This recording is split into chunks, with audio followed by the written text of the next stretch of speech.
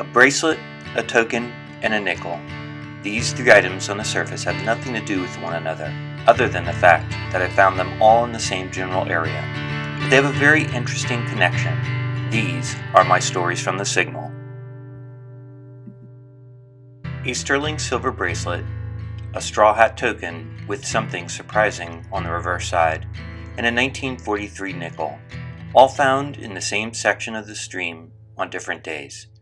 Most certainly not lost by the same person and at the same time, or at least very highly unlikely. They all have an interesting historical connection to one another. The bracelet is my favorite find from the past 15 or so years of metal detecting. Hopefully you've seen my video about this amazing story. It is a bracelet from someone who served in World War II. It has his name and military ID on the face, blurred here for privacy. It is made of sterling silver, and thankfully, it is back in the hands of the family of the man who originally owned it. A nickel from 1943. It too is made of silver, and thus our connection. But not because of the common material. This is known as a war nickel. From 1942 to 1945, the U.S. made nickels with 35% silver, with the addition of copper and manganese. Typically, nickels are made from copper and, nickel, but these metals were needed as part of the war efforts. The war nickels look very much like other nickels and can be difficult to tell the difference, other than using the date. They were produced in such a way that they would still function in vending machines. Which brings us to the token. Not made out of silver, it reads, "This coin is worth 50 cents on any straw hat."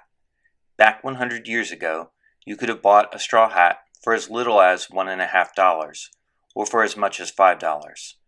With this token, someone could have gotten a discount on a boater's hat, fashionable in the late early 1900s.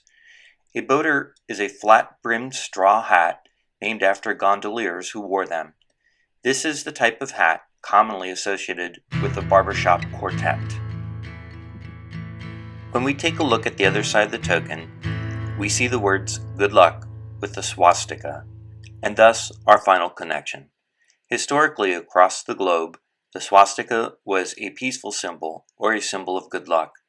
We can date this token to prior to 1930, as this was the time in the West when the swastika was no longer used as such a symbol due to the Nazis' use of it.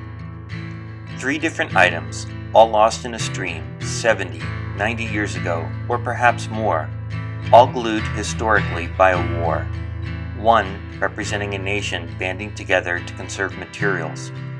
Another representing a young man uprooted from his life to fight an enemy. And a third, a token of how things have changed.